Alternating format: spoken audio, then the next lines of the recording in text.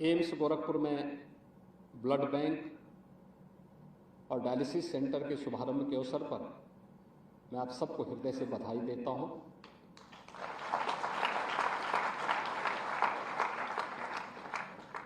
वास्तव में blood bank किसी भी मेडिकल संस्थान की एक आत्मा कही जा सकती है और आज के संदर्भ में इसके बगैर वहां की व्यवस्था का सुचारू रूप से संचालन होना अत्यंत चुनौतीपूर्ण है। एम्स गोरखपुर में यह सुविधा अब प्रारंभ हो गई है और मुझे लगता है कि एक एक करके उन सभी सुविधाओं में यहां वृद्धि हो रही है जो वर्षों से लोगों की एक भावनाएं थी। मुझे बताया गया कि एफरेसिस की सुविधा से युक्त यहां पे ब्लड बैंक पहले चरण में ही प्रारंभ हो रहा है। कितना कठिन था। मुझे याद है आज से 20 वर्ष 25 वर्ष पहले गोरखपुर में 2-3 ब्लड बैंक थे और उस समय भी केवल होल ब्लड ही निकलता था।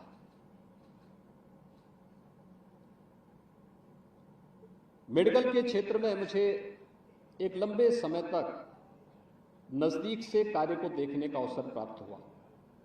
पहले बीआरडी मेडिकल कॉलेज में खासतौर पर जब इंसेफेलाइटिस से जुड़े हुए मरीजों के उपचार और उस व्यवस्था को नजदीक से देखने का मुझे एक अलग अनुभव वहां देखने को मिला था। बाद में गोरखनाथ मंदिर ट्रस्ट के द्वारा एक छोटे से हॉस्पिटल का संचालन प्रारंभ हुआ, एक चैरिटी हॉस्पिटल। वहां की कार्य पद्धति को भी बहुत नजदीक से देखता था और मुझे आश्चर्य होता है कि उस समय गोरखपुर में आईसीयू नहीं थे, ब्लड बैंक थे, लेकिन ब्लड बैंक में उस क्वालिटी नहीं दे पाते थे। 2007 में पहला ब्लड सेपरेटर यूनिट मैंने ट्रस्ट की तरफ से, गोरखनाथ मंदिर ट्रस्ट की तरफ से गोरखनाथ मंदिर की गोरखनाथ चिकित्सालय में स्थापित करवाया। उस समय जब हम लोग भारत सरकार के ड्रग कंट्रोलर से इसके बारे में बात करते थे तो चौंकते थे कि क्या अच्छा ये सुविधा वहां पे दे रहे हैं। और 2014 में एफरेसिस की पहली यूनिट हम लोगों ने गोरखनाथ मंदिर ट्रस्ट के हॉस्पिटल में लगाई। आप देखें हम तकनीकी दृष्टि से कितने हम लोग पीछे हैं। 10 वर्ष पहले जो सुविधा हम लोग पहले दे चुके हैं, आज हम लोग उसको आज स्थापित कर रहे हैं। एक व्यक्ति की एक यूनिट ब्लड में 4 लोग लाभान्वित हो सकते हैं और अब तो अगर किसी को प्लेटलेट्स की आवश्यकता है तो बाकी होल ब्लड की आवश्यकता ही नहीं। अगर हमने तकनीक का उपयोग बेहतर किया है और आज के अनुरूप हम कार्य करते हैं तो बहुत सारे लोगों की जान को हम बचा सकते हैं। आज बीआरडी मेडिकल कॉलेज में आप जाएंगे, आपको वहां एक अत्याधुनिक केंद्र देखने को मिलेगा। पीडियाट्रिक्स डिपार्टमेंट कैसे काम होना है, कैसे बच्चों की बेहतर सुविधाएं हम दे सकते हैं, पेशेंट केयर कैसे होना है, ये सुविधाएं आज वहां देखने को मिलेंगी। सुपर स्पेशलिटी का ब्लॉक कैसे फंक्शनल होना चाहिए, यह भी वहां देखने को आपको मिलेगा। और मैंने इसीलिए कहा कि एक स्वस्थ प्रतिस्पर्धा खड़ी हुई है एम्स गोरखपुर में और बीआरडी मेडिकल कॉलेज में, और इस स्वस्थ प्रतिस्पर्धा क्वालिटी को लेकर के होनी चाहिए, आगे बढ़नी चाहिए और देखना चाहिए कि कौन बेहतर करके दिखाता है, कौन अपने आप को साबित करता है।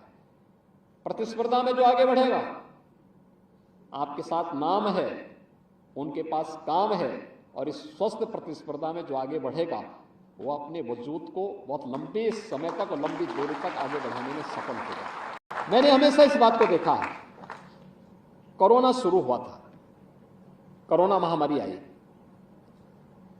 और कोरोना महामारी के आने पर जब 22 मार्च को प्रधानमंत्री जी ने,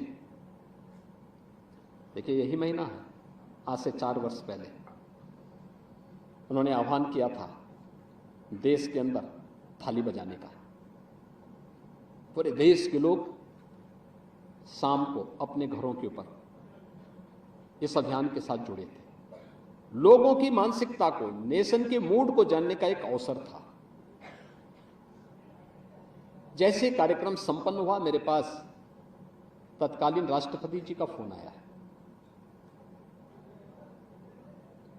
उन्होंने कहा, योगी जी हम लोग यूपी से चिंतित हैं, यूपी का क्या होगा। मैं संजोग से गोरखपुर में था।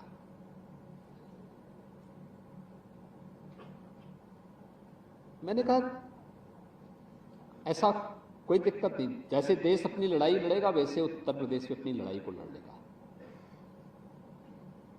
लेकिन बीमारी कोई चीज नहीं होती है, उसको लड़ने की इच्छा शक्ति होनी चाहिए और इच्छा शक्ति लीडरशिप पे निर्भर करती है। हमारे पास प्रधानमंत्री मोदी जी की लीडरशिप है, हम लोग इस पे विजय प्राप्त करेंगे। उन्होंने कहा नहीं, हम लोग चिंतित हैं, कैसे 22 से 24 करोड़ की आबादी को कैसे संभालेंगे आप। मैंने उन्हें आश्वस्त किया, मैंने कहा आप चिंता मत करिए, कंट्रोल हो जाएगा। अभी मैं सोच ही रहा था, तब तक फिर उपराष्ट्रपति जी का फोन आ गया। उन्होंने कहा योगी जी आप कहाँ हैं। मैंने कहा मैं लखनऊ से बाहर हूं।